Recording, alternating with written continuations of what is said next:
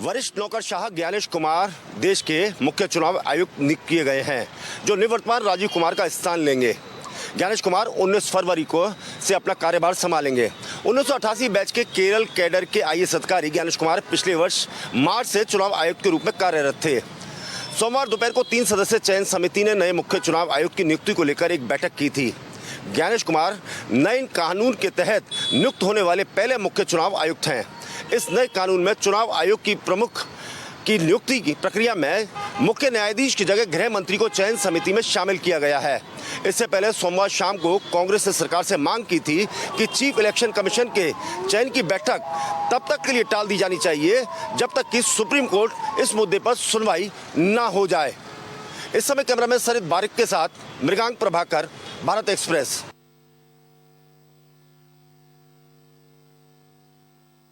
विधानसभा सत्र का पहला दिन था, जिसकी उम्मीद थी कि समाजवादी पार्टी के विधायक हंगामा करेंगे, वही हुआ। हंगामे के बीच राज्यपाल को अभिभाषण छोड़ के जाना पड़ा।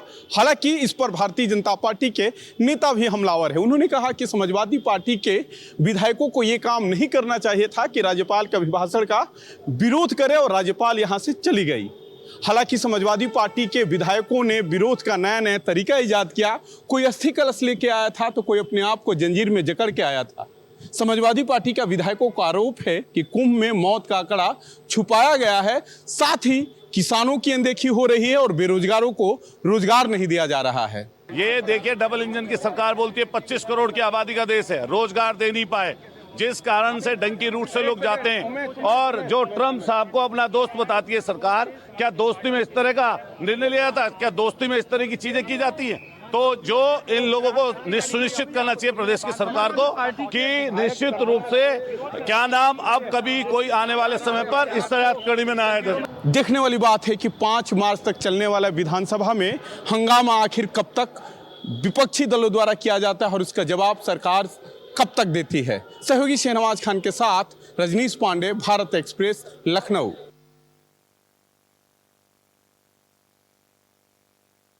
भोपाल में वल्लभ भवन स्थित मंत्रालय में आज मोहन यादव कैबिनेट की महत्वपूर्ण बैठक हुई।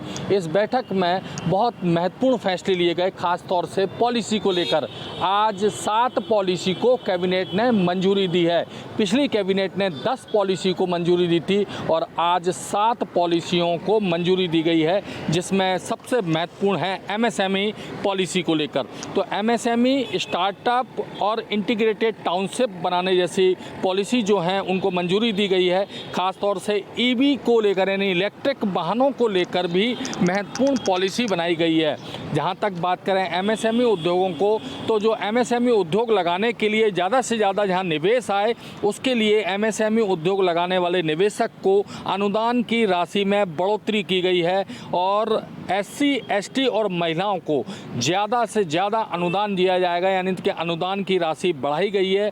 तमाम सारे ऐसे सेक्टर हैं जिनमें कि अनुदान की राशि बढ़ाई गई है। वहीं स्टार्टअप को लेकर भी कई महत्वपूर्ण फैसले हुए हैं। स्टार्टअप नीति में खास तौर से जो लोग रोजगार देने वाले हैं उनको अनुदान की राशि मिलेगी और अनुदान बढ़ाया जाएगा, और जो लोग रोजगार देते हैं उनकी तनख्वाह में से भी ज़्यादातर भाग सरकार देगी। ऐसा आज की पॉलिसी में मंजूर हुआ है।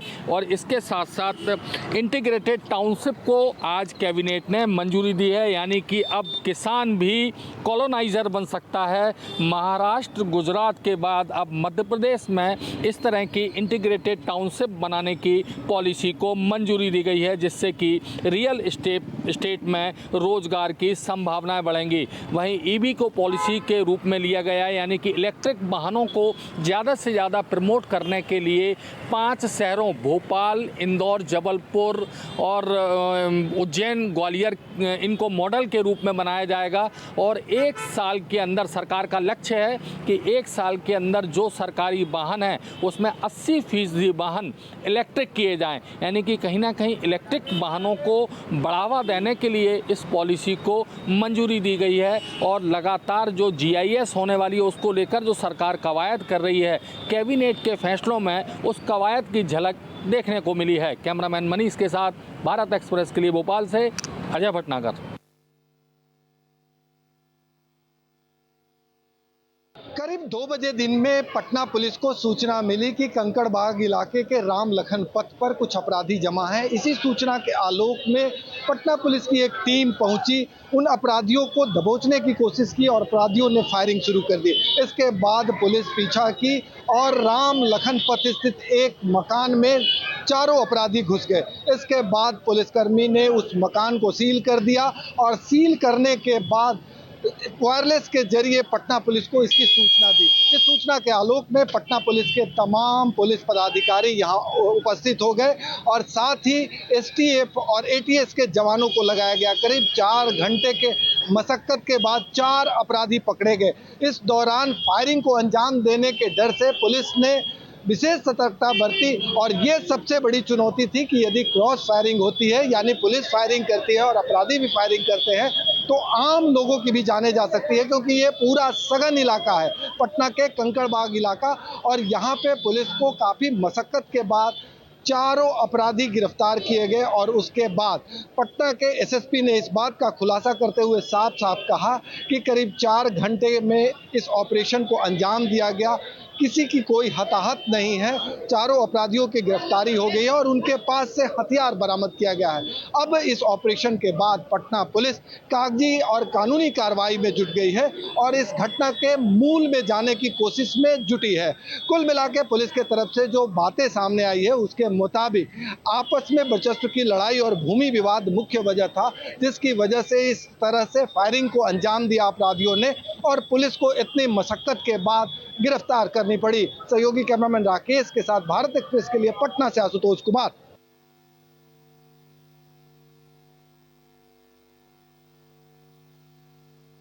जानकारी के मुताबिक 19 फरवरी को विधायक दल की बैठक होगी, जिसमें विधायक दल का नेता चुना जाएगा। लेकिन वहीं रामलीला मैदान में, उसी रामलीला मैदान में जिसमें अरविंद केजरीवाल जो मुख्यमंत्री दिल्ली के रह चुके हैं, उन्होंने न सिर्फ आंदोलन से जो राजनीति में कदम रखा था, बल्कि काफ़ी वक्त तक दिल्ली की सत्ता पर जो है वो रहे और उन्हीं पे भ्रष्टाचार का आरोप लगा। अब यही जो रामलीला मैदान है वो नए मुख्यमंत्री की शपथ ग्रहण समारोह का गवाह बनने जा रहा है। 20 फरवरी को यहाँ शपथ ग्रहण समारोह होगा, जिसकी बड़े स्तर पर तैयारियां की जा रही है। सिक्योरिटी चाक चौबंद जो है वो की जा रही है। यहाँ पर 3 मंच जो हैं वो बनेंगे जानकारी के मुताबिक, और उन मंचों पर प्रधानमंत्री नरेंद्र मोदी जिस पर शपथ ग्रहण समारोह होगा उस पर कई गणमान्य लोगों के साथ उपस्थित होंगे। साधु संतों को इस जो है शपथ ग्रहण समारोह के लिए आमंत्रित किया गया है। वहीं 20 फरवरी को मंच पे जो केंद्रीय मंत्री हैं सारे वो उपस्थित रहेंगे, साथ ही जो एनडीए के उप मुख्यमंत्री और मुख्यमंत्री हैं वो भी मौजूद रहेंगे। हजारों की तादाद में भीड़ होगी, जिसमें केंद्र सरकार की योजनाओं के लाभार्थी शामिल होंगे। और जानकारी ये भी आ रही है कि जो झुग्गी झोपड़ी निवासी है, जिनसे कई वायदे किए गए थे, उन्हें आवाज देने के लिए वो भी इस शपथ ग्रहण समारोह का हिस्सा बनेंगे। भारत एक्सप्रेस के लिए कैमरामैन शरद बारिक के साथ कोमल शर्मा। दिल्ली का निजाम बदला है और दिल्ली की सूरत भी बदल रही है। यमुना की सफाई सरकार गठन से पहले शुरू हो चुकी है। देखना होगा कि यमुना मैया ने जिस तरह से दिल्ली में भारतीय जनता पार्टी की 27 साल बाद वापसी की है, जिस तरह से प्रधानमंत्री नरेंद्र मोदी ने वादा किया है कि यमुना को साफ करेंगे, तो अगर वो साफ होती है तो दिल्ली वालों के लिए एक बड़ी खुशखबरी है। पर सबसे बड़ी बात कि सरकार गठन से पहले ही यमुना की सफाई शुरू हो चुकी है। दिल्ली वालों के लिए एक बड़ी खुशखबरी है कि जो आम आदमी पार्टी की सरकार लगातार 5 साल वादा कर भी यमुना की सफाई नहीं कर पाई, भारतीय जनता पार्टी की सरकार ने सरकार गठन से पहले ही वो कार्य शुरू कर दिया है। यमुना घाट से कैमरामैन पवन शर्मा के साथ रमेश कुमार सिंह।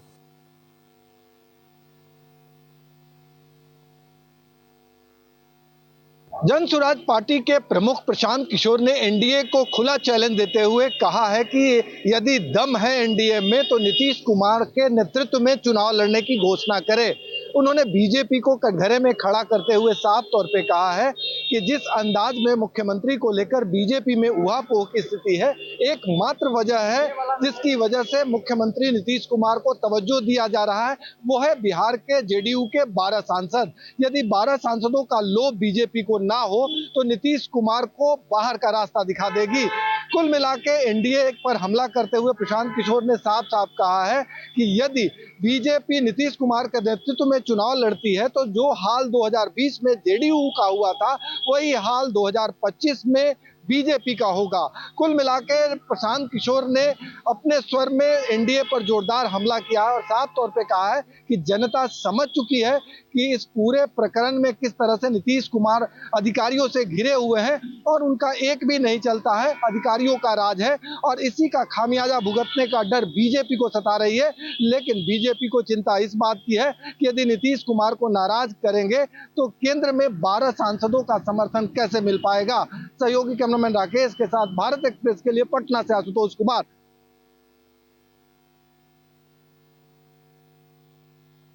यूट्यूबर रणबीर अहलावालिया को सुप्रीम कोर्ट से फिलहाल राहत मिल गई है। सुप्रीम कोर्ट ने रणबीर अहलावालिया कोर्ट से दायर याचिका पर फिलहाल गिरफ्तारी पर रोक लगा दिया है। साथ ही कोर्ट ने कहा है कि अब इस मामले में अहलावालिया के खिलाफ कोई एफआईआर दर्ज नहीं की जाएगी। साथ ही कोर्ट ने केंद्र सरकार, असम, महाराष्ट्र और साथ ही राजस्थान सरकार को नोटिस जारी कर 4 सप्ताह में जवाब देने को कहा है।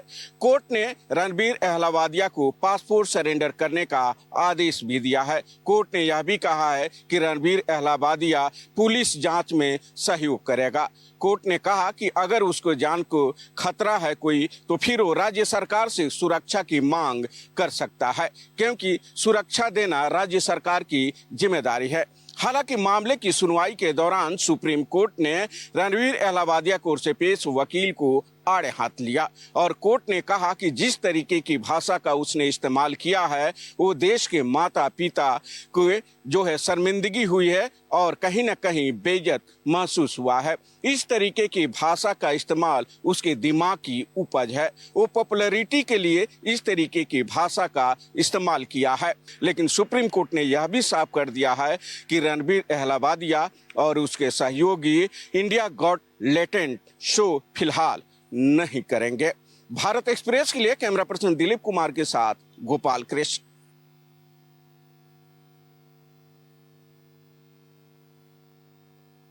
झारखंड विधानसभा के चुनाव में किए गए अपने वायदे को पूरा करने की दिशा में एक कदम बढ़ाते हुए मुख्यमंत्री हेमंत सोरेन ने मंगलवार को कुल 289 अभ्यर्थियों के बीच नियुक्ति पत्र का वितरण किया। ये तमाम नियुक्तियां आवास विभाग और नगर विकास विभाग के विभिन्न पदों पर की गई है। हेमंत सोरेन के अलावा इस कार्यक्रम में राधाकृष्ण किशोर, संजय प्रसाद यादव और सुदीप्य कुमार, जो तीनों कैबिनेट मंत्री हैं, उन लोगों की भी उपस्थिति रही। साथ ही इस कार्यक्रम में छात्रोपयोगी वेब पोर्टल का भी अनावरण किया गया। इस पोर्टल का निर्माण जो है वो छात्रों के भविष्य को सुरक्षित करने के लिए और इस पोर्टल का निर्माण जो है उससे छात्रों की नौकरियों को लेकर के, विभिन्न रिक्त पदों को लेकर के काफ़ी हद तक सहायता मिल पाएगी। विधानसभा के चुनाव में जिस तरह से हेमंत सोरेन ने तमाम वायदे किए थे, खासकर नियुक्तियों को लेकर वायदे किए थे, उन नियुक्तियों को लेकर लगातार विपक्ष की तरफ से सवाल उठाया जा रहा था कि आखिर इतनी नियुक्तियां हेमंत सरकार देगी कैसे। लेकिन लगभग 3 महीने बीतने के बाद चूंकि हेमंत सरकार पहले भी 5 साल से काम करती रही, इन नियुक्तियों को करने का उनके पास समय मिला और ये नियुक्तियां जो है वो कहीं ना कहीं राज्य के बेरोजगार अभ्यर्थियों के लिए, उनके भविष्य की सुरक्षा के लिए एक बड़ा कदम साबित हो सकता है। भारत एक्सप्रेस के लिए कैमरामैन धर्मेंद्र के साथ मधुकर आनंद, रांची। नई दिल्ली में हुई भगदड़ के बाद आखिर रेलवे प्रशासन कितना अलर्ट है, कितना उससे सबक लिया है, उसी का पड़ताल करने के लिए राजधानी लखनऊ के रेलवे स्टेशन पहुंचे हैं कि आखिर रेलवे की जो व्यवस्था है आखिर वो कितने तैयार हो। आप देख सकते हैं कि यहाँ पर प्रयागराज यानी महाकुंभ स्नान करने के जाने के लिए यहाँ पर यात्री और श्रद्धालुओं का रेला लगा हुआ है और भीड़ आपको प्लेटफॉर्म पे साफ तौर पर दिख सकती है। लोगों की होड़ है कि कैसे बोगियों तक अंदर दाखिल हों, कैसे अपनी सीटों पर कब्जा कर कर रहे हैं। हर कोई जाने को इच्छुक है और इसी को लेकर जब से ट्रेन खड़ी है यहाँ पर भीड़ का जो रेला है वो बढ़ता जा रहा है। पर सुरक्षा के दृष्टिकोण से रेलवे प्रशासन ने पुलिस कर्मियों से लाकर सुरक्षा बलों को भी तैनात किया है कि किसी भी तरह की कोई भगदड़ जैसी स्थिति ना हो। और देखिए यहाँ पे जद्दोजहद करते जा रहे हैं जो सुरक्षा कर्मी हैं, आरपीएफ की टीमें हैं, जीआरपीएफ की टीमें लगाई गई है। रेलवे प्रशासन भी लगातार इस भीड़ को कंट्रोल करने की कोशिश कर रहा है कि भीड़ ज्यादा ना बढ़े। सुरक्षा के बेहद कड़े इंतजाम होने के बावजूद भी लोगों से सिर्फ इतनी अपील की जा रही है कि सामाजिक सहयोग और अपील की जाए जिससे कि कोई भी दुर्घटना ना हो सके। पर अभी हम और लोगों से, यात्रियों से बात करते हैं कि आखिर वो किन परिस्थितियों में निकल रहे हैं। वीडियो जर्नलिस्ट राहुल चौहान के साथ अनुज कुमार, भारत एक्सप्रेस, लखनऊ।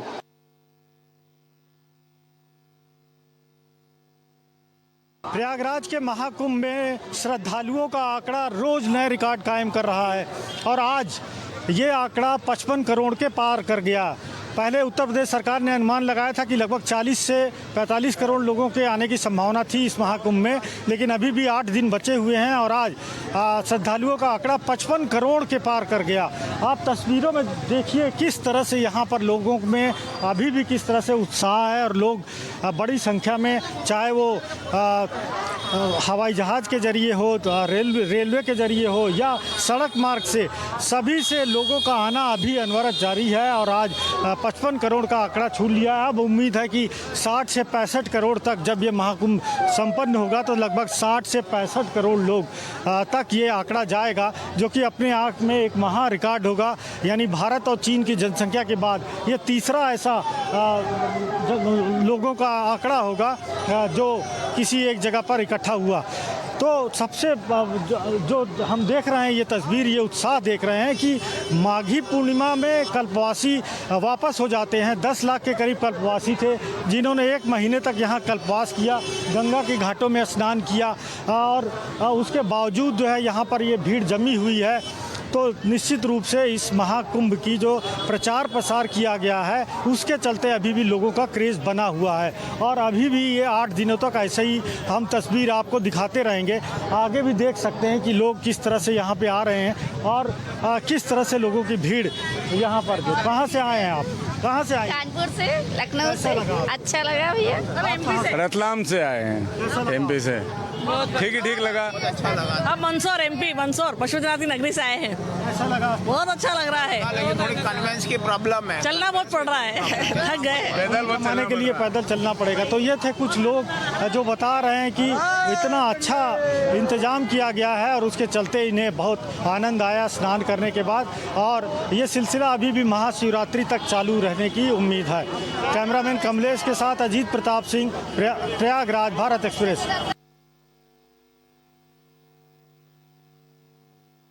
देश के कोने कोने से उत्तर प्रदेश के प्रयागराज में महाकुंभ को लेकर के भीड़ लग रही है। लेकिन बात करें बलिया की, तो बलिया रेलवे स्टेशन पर मैं मौजूद हूँ। आपके सामने ये कमायनी एक्सप्रेस खड़ी है, कमायनी एक्सप्रेस 11-071। आपको बता दें कि इसका कारण एक ही रहा कि इस ट्रेन में कहीं ना कहीं विस्फोटक पदार्थ आने की सूचना रखी गई थी।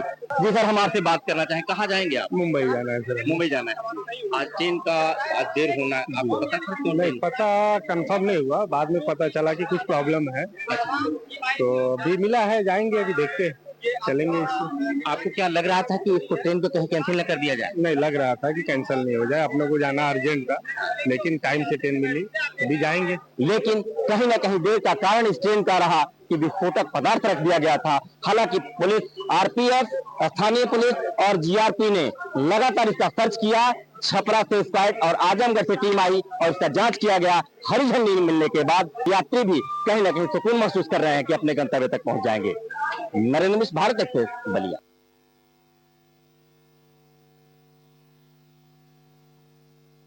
जम्मू कश्मीर पुलिस ने लखनपुर पंजाब बॉर्डर पर एक हरियाणा नंबर की व्हाइट क्रेटा कार से भारी मात्रा में कैश बरामद किया। गाड़ी में सवार 2 लोगों को हिरासत में लिया गया, जिनसे कड़ी पूछताछ की जा रही है। सूत्रों के अनुसार कार से करीब 2 से 3 करोड़ रुपए मिलने की आशंका है। पुलिस को शक है कि यह पैसा हवाला, नारकोटिक्स तस्करी या फिर टेरर फंडिंग से जुड़ा हो सकता है। ऐसे में सुरक्षा एजेंसियां भी इस जांच में सक्रिय हो गई हैं। बरामद कैश की गिनती जारी है और पुलिस अब ये पता लगाने में जुटी है कि ये रकम कहां से आई और कहां भेजी जा रही थी। क्या इसका संबंध किसी बड़े आतंकी नेटवर्क या ड्रग तस्करी से है? इन सभी पहलुओं पर जांच तेज कर दी गई है। विकास अब्रोल, भारत एक्सप्रेस के लिए जम्मू से।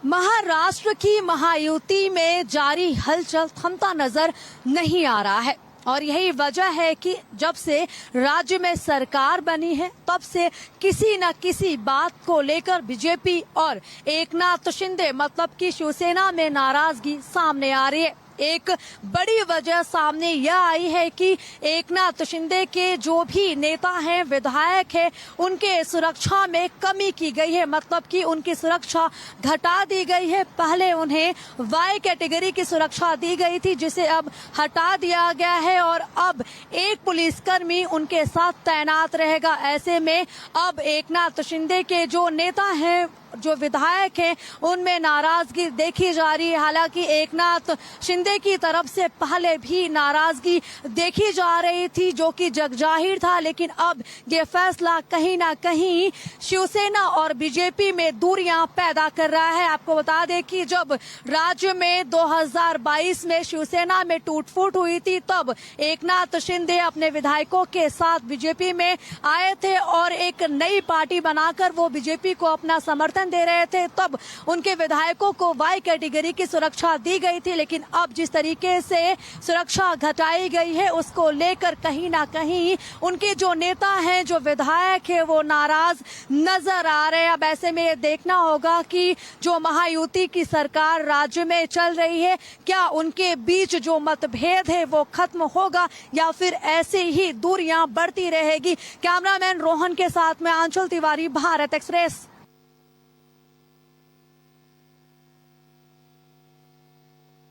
इंदौर के जूनी इंदौर थाना क्षेत्र स्थित ओल्ड जीडीसी कॉलेज की छात्राओं ने अपने ही स्पोर्ट टीचर की जमकर पिटाई कर दी, जिसका वीडियो जमकर वायरल हो रहा है। दरअसल स्पोर्ट टीचर रामेंद्र सिंह तोमर पिछले कुछ दिनों से छात्राओं के साथ अश्लील हरकतें कर रहा था, बेड टच कर रहा था और गंदी बातें उनसे कर रहा था, जिससे परेशान होकर छात्राओं ने अपनी शिकायत दुर्गा वाहिनी और दूसरे संगठनों से की, जिनके लोगों ने कॉलेज पहुंच करके और खुद के नेतृत्व में छात्राओं से स्पोर्ट टीचर की पिटाई करवा दी और वीडियो बनाकर वायरल कर दिया। बात यहीं ख़त्म नहीं हुई, बात पुलिस थाने तक पहुंची और पुलिस ने हस्तक्षेप करके स्पोर्ट टीचर को गिरफ्तार कर कानूनी कार्रवाई शुरू कर दी है। अब सवाल उठता है कि विद्या के मंदिर में गुरु शिष्य का पवित्र रिश्ता माना गया है, ऐसे में स्पोर्ट टीचर का इस तरह का व्यवहार बहुत ही निंदनीय है। कैमरामैन इमरान खान के साथ जय व्यास, भारत एक्सप्रेस, इंदौर।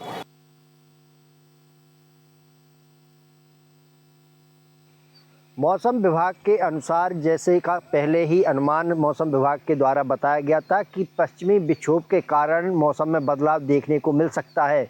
जिस तरह से कल तक धूप तेज हो गई थी, तापमान में भी बढ़ावा हो गया था और तापमान बढ़ने के साथ गर्मी का एहसास होने लगा था, लेकिन आज जैसे ही सुबह हुई तो आसमान में काले घने बादल छाए हुए नजर आए।